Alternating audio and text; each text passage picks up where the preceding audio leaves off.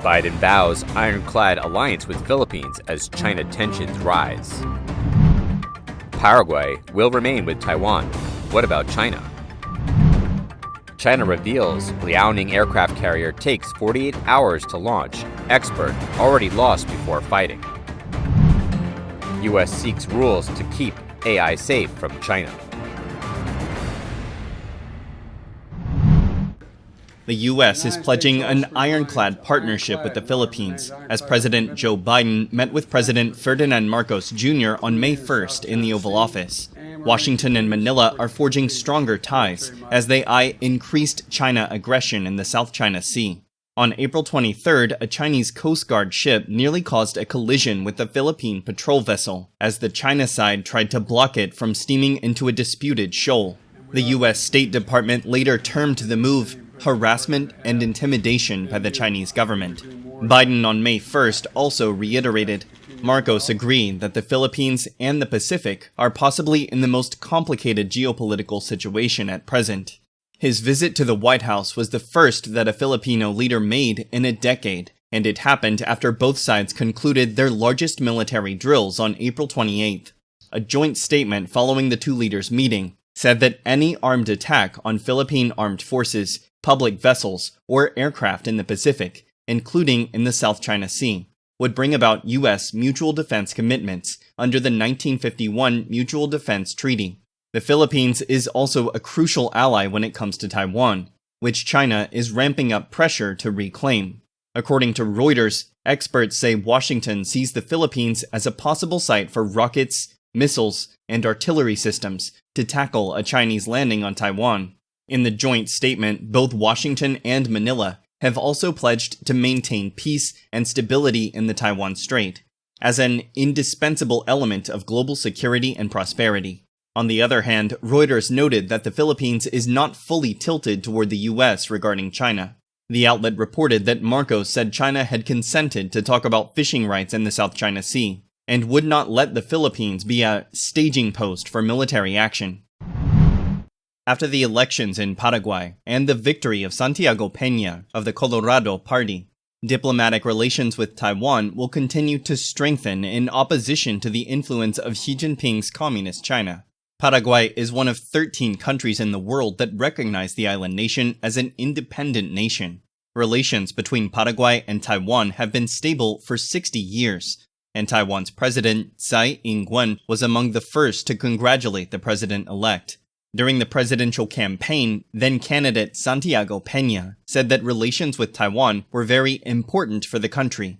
In an interview with AFP, he said that Paraguay and Taiwan are united in democratic values and principles.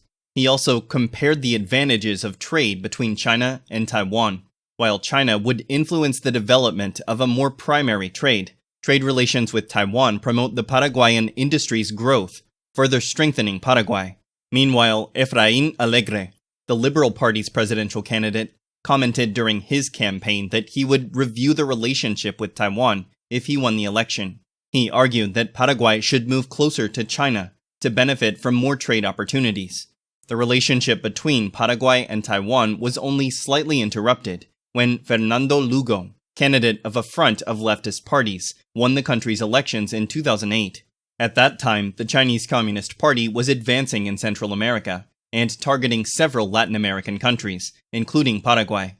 The CCP's political moves caused Costa Rica and other countries to break alliances with Taiwan. However, although he tried the same with Paraguay, Fernando Lugo's promise to reach out to the Chinese Communist Party did not advance much during his administration. China had slowed down its massive regional investments and was no longer so attractive to Paraguay. Relations were maintained with Taiwanese President Ma Ying-jeou. Years later, after the pandemic, China took advantage of its position as a distributor of COVID-19 vaccines to retaliate against Paraguay. Amid a rampant vaccine shortage, the Chinese pharmaceutical company Sinopharm had pledged to help Paraguay with a shipment of 750,000 doses. In July of that year, the Paraguayan Ministry of Health informed that China had decided to cancel the shipment of vaccines against the coronavirus. According to the Minister of Health, Julio Borba, China sought to coerce Paraguay because of its proximity to Taiwan. In this sense, some international specialists and analysts commented on the possible negative consequences of greater Chinese penetration in Paraguay. Evan Ellis, a researcher at the Institute for Strategic Studies of the U.S. Army War College, warned about these consequences and dismissed the idea that the alliance with China would bring economic benefits to the South American country. He warned that Chinese penetration could aggravate the corruption and institutional chaos that already exists in the country. Although Paraguay has formal ties with Taiwan, Ellis noted that the country already has good indirect trade with China. In this sense, the equation would mostly stay the same if Paraguay were to establish closer relations with China. However, Ellis warned that Paraguay's institutional weakness could facilitate Chinese penetration of local markets, directly affecting the country's politics. A few days ago, Hong Kong's pro-Beijing media outlet Xingtao Daily reposted a Chinese media article saying the Liaoning aircraft carrier takes 48 hours to launch. It must heat 60 tons of water to start the steam turbine. Therefore, the aircraft carrier may not have even left the port when the war ended. Vision Times interviewed senior media person He Lingmao on the issue. He Lingmao said it's an old-fashioned aircraft carrier that needs 48 hours to burn wood and heat water to start up. He said, I just talked about its endurance. What about its combat power? How many fighter jets it can carry? Besides, I heard that if those fighter jets carry too many bombs, they won't be able to fly due to the crude oil problem. With so many defects, they're basically already lost before fighting. Regarding the news that the Liaoning, Shandong, and Fujian aircraft carriers need to boil water was accidentally leaked by the Chinese Communist Party, he asked, why is this article being circulated in China? It proves some forces within the CCP don't want to fight. In other words, what's the point of fighting? They take 48 hours to boil water and leave the port, while the USS Nimitz of the US and HMS Queen Elizabeth of the UK only take a few hours to launch. He Lingmao pointed out that the U.S. aircraft carriers are nuclear-powered and can circle the Earth several times. It is not a problem if they don't return to the U.S. for 2 years. The CCP's equipment can be described as a space war in the Stone Age. They are just giant military toys and completely unable to fight. He commented, what's the point of using it when it has so many defects? Other than to show off, I can't see any other use. Finally, He Lingmao said that this article shows some people in the CCP don't want to fight. They may be from the People's Liberation Army who wants to tell the CCP leaders this war cannot be fought, so hurry up and stop at the brink. U.S. lawmakers are going to weigh rules to keep vital artificial intelligence technology out of the hands of American competitors, especially China. As reported by Nikkei, the Commerce Department will hold meetings with the business community on May 3rd and 4th about export restrictions on information technology. They intend to discuss various topics, such as the hardware used by the Chinese military to develop AI. Biden told his Council of Advisors on Science and Technology in April, AI can help deal with some very difficult challenges like disease and climate change, but we also have to address the potential risks to our society, to our economy, to our national security.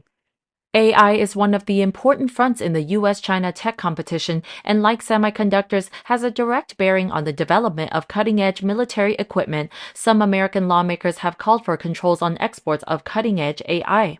Representative Mark Green, a Republican Tennessee, told Fox News Digital on May 1st that China is adopting high-end technology to oppress its own residents and even erase its own history.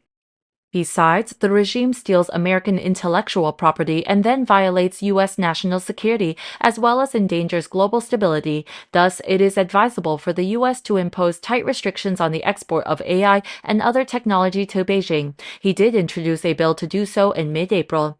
Taking the Tiananmen Square massacre in 1989 as an example, Green said that despite the historical significance of Tiananmen Square, most people in China do not even know the massacre occurred. He added, this is because the CCP scrubbed these events from its heavily censored internet and has kept it out of books and out of school. Using its advanced technology, the CCP has erased its own history.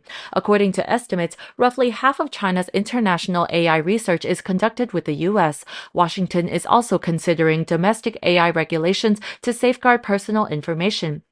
Senate Majority Leader Chuck Schumer intends to introduce legislation that will set requirements for accountability and transparency, as well as try to stop the spread of disinformation as early as this spring. Schumer said it is imperative for the United States to lead and shape the rules governing such a transformative technology and not permit China to lead on innovation or write the rules of the road.